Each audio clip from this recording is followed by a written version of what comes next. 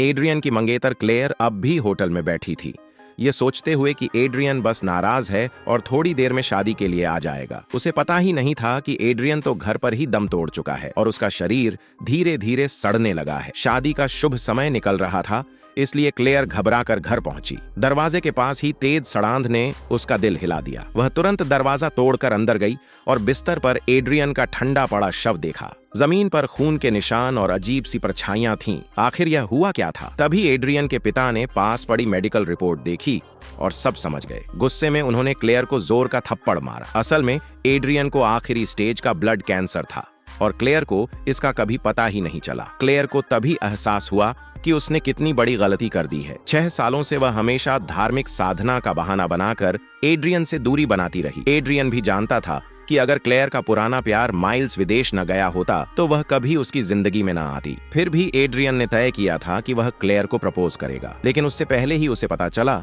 कि माइल्स वापस आ गया है और क्लेयर की खुशी देखकर एड्रियन का दिल टूट गया। एड्रियन जानता था कि उसकी बीमारी हर दिन और बिगड़ रही है। हर बार अटैक होने पर बस दवा से थोड़ी देर संभल पाता था। उसने सोचा था ऑपरेशन कराकर चुपचाप दूर चला जाएगा, मगर माइल्स के लौटते ही हादसा हुआ। माइल्स ने कार से एड्रियन को टक्कर मार दी। एड्रियन बच न सका और जमीन पर गिर पड़ा। क्लेयर ने कार में बैठे माइल्स को पहचाना, पर उसने घायल एड्रियन की परवाह नहीं की और डॉक्टर से कहा, पहले माइल्स को देखो। तभी एड्रियन को असली सच का एहसास हुआ। 6 सालों में उसने क्लेयर को कभी सही मायनों में नहीं जाना। जब एड्रियन दोबारा होश में आया, वह अस्पताल में था। एक अनजान राहगीर उसे वहां ले आया था, जिससे उसकी जान बची। कमजोर हालत में वह गलियारे में निकला तो देखा कि क्लेयर माइल्स के लिए सूप ला रही है। दोनों की नजदीकियां देखकर एड्रियन का दिल चाक हो गया। उसने कहा, क्लेयर, तुम्हें पता भी है कल रात माइल्स ने ही मुझे टक्कर मारी थी? क्लेयर ने ठंडेपन से जवाब दिया कि माइल्स तो बस एक्सीडेंट कर बैठा, क्योंकि उसे देश की ड्राइविंग आदत नहीं थी। क्लेयर ने एड्रियन से कहा कि इस मामले को यहीं छोड़ दो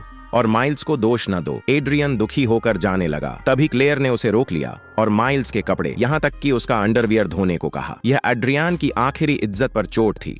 घर लौटकर एड्रियन की हालत और बिगड़ने लगी। उसने जल्दी से अपनी खास दवा लेने की कोशिश की, मगर पाया कि दवा गायब है। असल में माइल्स के घर में आते ही उसने चुपके से सारी दवा फेंक दी थी। एड्रियन ने और दवा मंगाने के लिए कॉल किया, पर बैंक अकाउंट खाली था। क्लेयर ने उसके जीवन रक्षक पैसों से माइल्स का टूटा हुआ कंगन ठीक कराया था। एड्रियन ने फोन पर क्लेयर से मदद मांगी। उसने ठंडे स्वर में कहा कि जब तक एड्रियन माइल्स से माफी नहीं मांगेगा, वह उसकी कोई मदद नहीं करेगी। कॉल कटते ही एड्रियन का आखिरी सहारा भी गया। मरने से पहले एड्रियन को उनके पुराने प्यार के मीठे पल याद आए। उसी वक्त क्लेयर को ब्राइडल शॉप से कॉल आया कि शादी का समय हो गया है। वह एड्रियन के कमरे का दरवाजा खटखटाने लगी। कोई जवाब नहीं मिला। सोचकर कि एड्रियन अब भी रूठा है, उसने कहा, अगर बाहर नहीं आए तो कल की शादी कैंसिल समझो। उसे पता नहीं था कि एड्रियन अब इस दुनिया में नहीं है। गुस्से में वह माइल्स के साथ वेडिंग ड्रेस देखने चली गई। माइल्स ने मौका पाकर कहा, क्लेयर, तुम मुझसे शादी कर लो। 6 साल से तुमने एड्रियन को छुआ तक नहीं, क्या तुम मेरा इंतजार नहीं कर रही थी? क्लेयर ने उसे बस दोस्त समझने को कहा, मगर माइल्स ने अपनी मंशा साफ कर दी। शादी का समय आ गया। सबने नए दूल्हे एड्रियन को बुलाया, पर वह नहीं आया। लोग हैरान थे,